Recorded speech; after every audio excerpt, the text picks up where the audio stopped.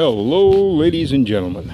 It is the 22nd of October, about plus 10 out here, so feeling pretty good, all things considered. Feeling very warm fall, autumn, with a very warm summer, a relatively warm spring, so hoping they're not saying there won't be any serious snowfall in this part of the world until sometime in early mid-December, which, yeah, not bad considering last year, record snowfall. So the game is on. The first North Korean flag has been spotted on the Donbass. Dom, dom, dom. So let's all of us now scream, the North Koreans are coming, the North Koreans are coming, and other stupid crap. Yeah, first of all, it's called trolling. First, let's begin with the fact there's plenty of Koreans who are citizens of Russia. Under Emperor Nikolai II, Koreans that accepted Orthodox Christianity were given land. So there was probably a good several 100,000, if not more, that immigrated into Eastern Russian Empire, which is still Russia, and became Russian citizens. And yes, they had children, so figure. And then they moved around, go figure. So yes, we have a Korean population, plus Japanese slaves in southern Sakhalin, when it was liberated from Japanese occupation and restored as part of Russia.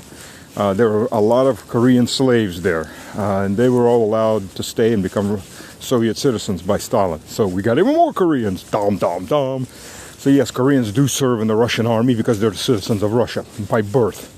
And if they don't want to be, if they're not by birth, if they serve in the Russian armed forces, you have to be a citizen. So there is no Russian Foreign Legion. It cannot be a Russian Foreign Legion serving in this area because we're clearing our lands. So only private military companies are not allowed to operate on the territory of the Federation of Russia. Only people who have signed a contract with the Ministry of Defense. So if you're a foreigner and you want a very quick citizenship, come fight for Russia. Once you get through your basic training, you sign a contract. It's all contracted army. You sign a contract, you get through your basic training, and you're given citizenship.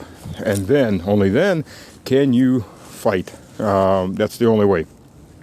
Now, as opposed to the United States, where you can fight, die, and etc. for 5 years before you get your citizenship. But if you die, your family will get the citizenship. So, you know. No. Come on. Давай, Drago, пошли. He drinks out of every single damn mud hole. And then he gets Hershey squirts. And then I get to clean up his cage. Or off the yard, or whatever. Yay me.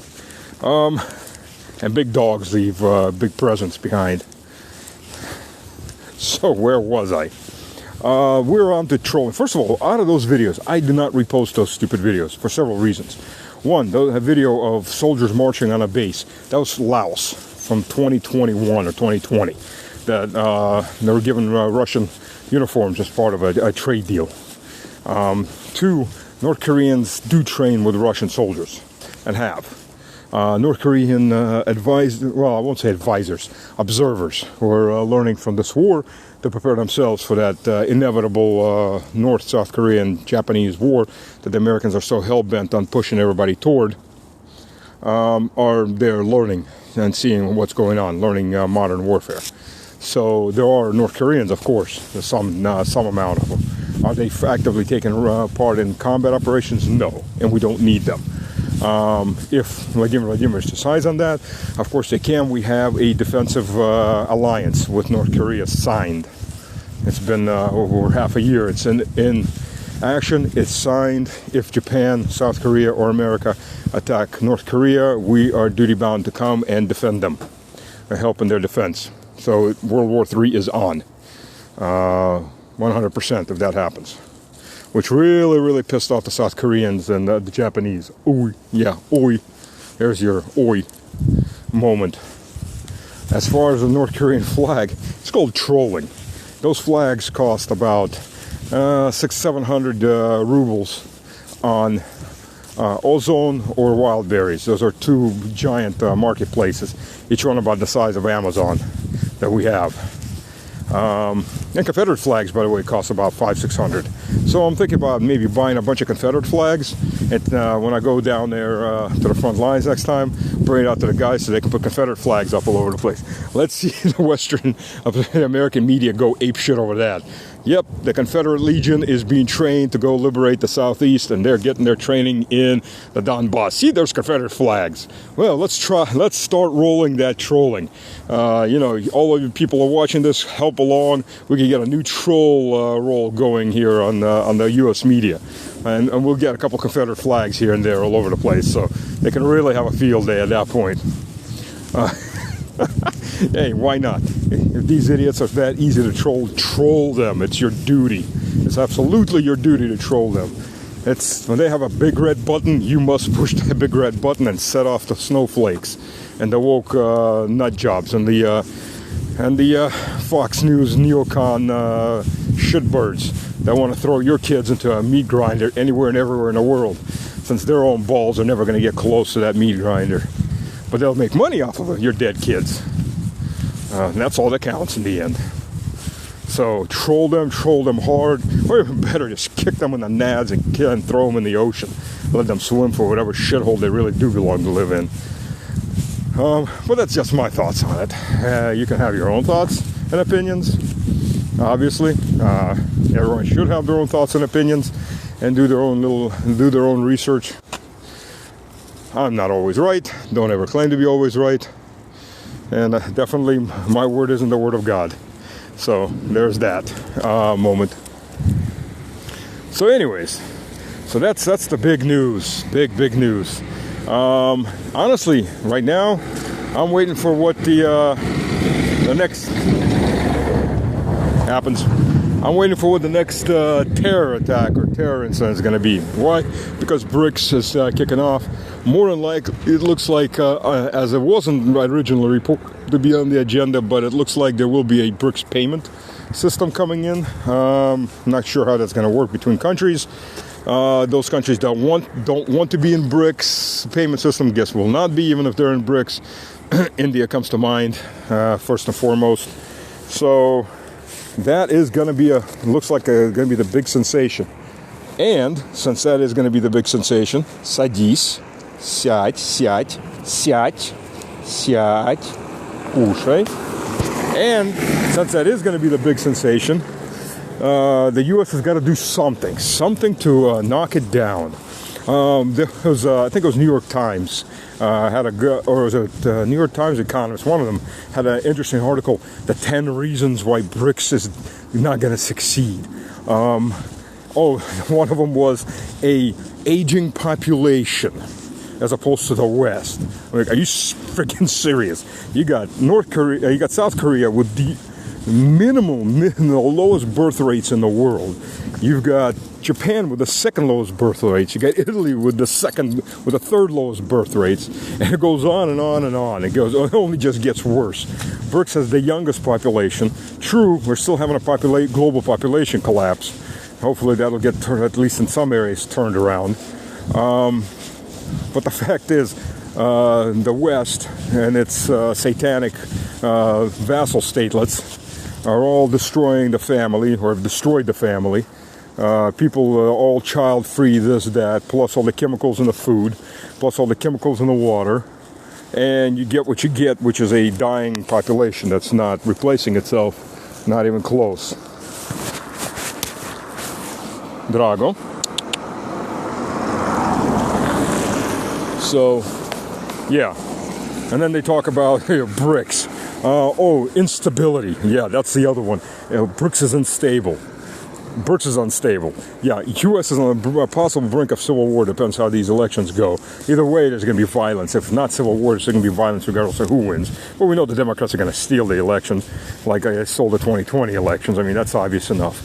France is just endless protests and violence for the last, 10 years. Germany's cracking and collapsing economically. Sicilia is on the brink of secessionist civil war from Italy because of the economic collapse. Italy's in a shit show of its own. and so on. And look at Britain. My God, and Ireland. Well, Ireland's not in the G7, obviously. Looks like Ireland's going to be the first country where the people are actually going to take back the power and take back the government, really take back. From day one, I was telling everybody, because once this all goes, there'll be new parties elected, and after the elections, it'll be, the opposition will get in, and things will change. I said, no, there will be a process of electing the opposition, and then there'll be a process of either radical elections or revolution. And that's the only way that things will change. And it doesn't matter who in the end comes to power.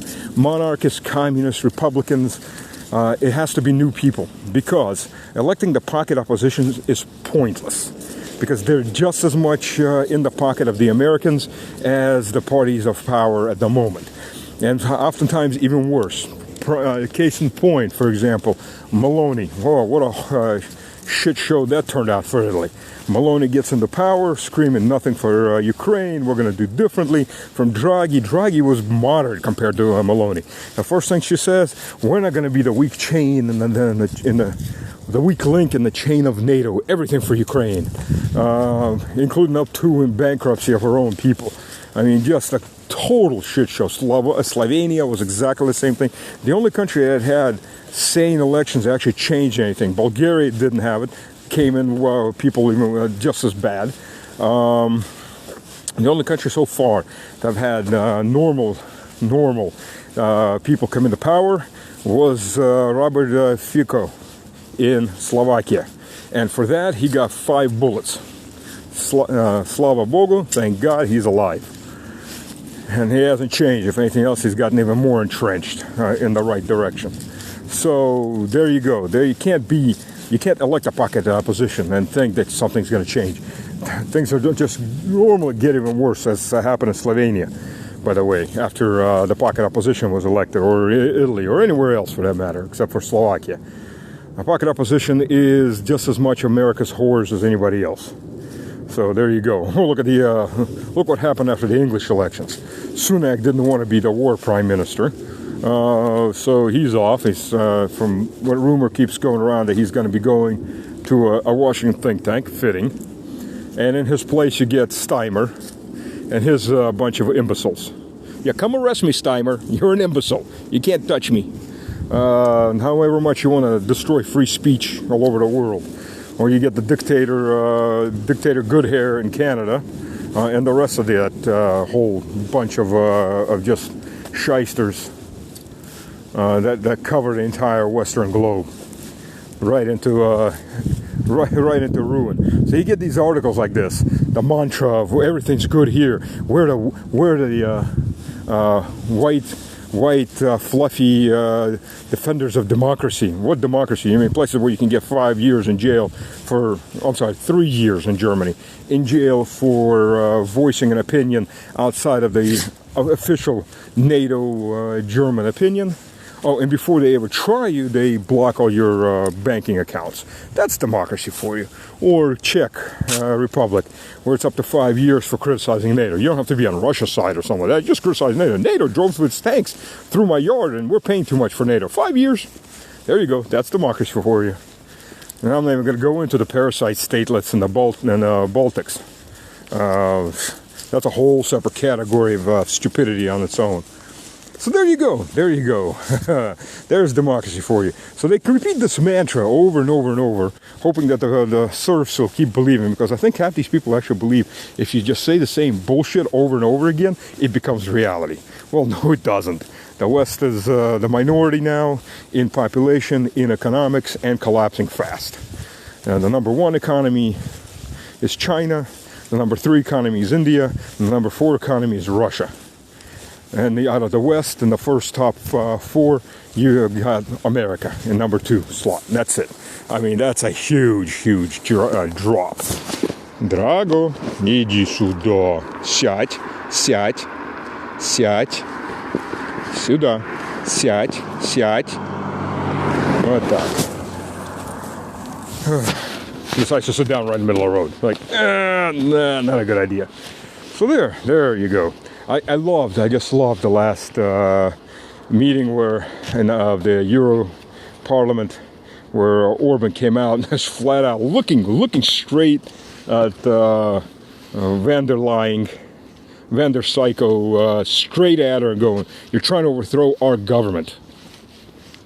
We're not going to stand for it." And she's a little wannabe dictator, Führer there. I don't know, maybe it's in the blood of the German elites. They all want war, except for the ones in the East German, and then only party that are really pushing for peace, that has any kind of push behind it, is the alternative future for Germany. All the other German elites, they live in their little bubble. I'm going to be posting a interview I did with Thomas Penn. He's an American journalist who's been living in Germany for 20 years, working for RT, and yeah, we talk about that. It's just one big bubble.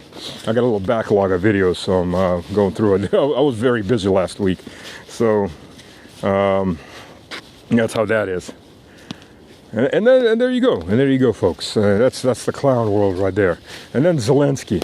So Zelensky is now out and out threatening nuclear terrorism. I mean, he was already threatening nuclear terrorism when he was shooting at Zaporozhye nuclear power plant, the Kursk nuclear power plant. And what the interesting thing is, Kursk, Zaporozhye has been shut down, basically. Kursk is fully working. So you blow up the cooling system, you could have a Chernobyl meltdown, and guess where all that goes in the end? Right on top of you dumb Europeans. You all get to drink and eat and snort radioactive dust and watch your kitties come out with an extra leg or two. But hey, sorry about that. But hey, if it doesn't matter, Drago, come here. Drago. Плохо. Иди сюда. Рядом. So yeah. And since you don't seem to give a damn, because you're not making your leaders give a damn, you got to think about that. Radiation poisoning can be a very slow and uncomfortable death. Yeah. And if that plant blows, those prevailing winds will take it right up towards Scotland and everything in between. And a nice big wide cloud that disperses wider and wider as it goes. And yeah, Scandinavia isn't going to escape that one. But hey, stupid is as stupid does. So now he's flat out threatening, I'm going to get nuclear bombs. And you don't want me with nuclear bombs. Put me in the NATO so we can have nuclear war that way. Europeans. And yes, whether or not Trump gets elected or Harris steals the election, you Europeans are going to be paying for all of this.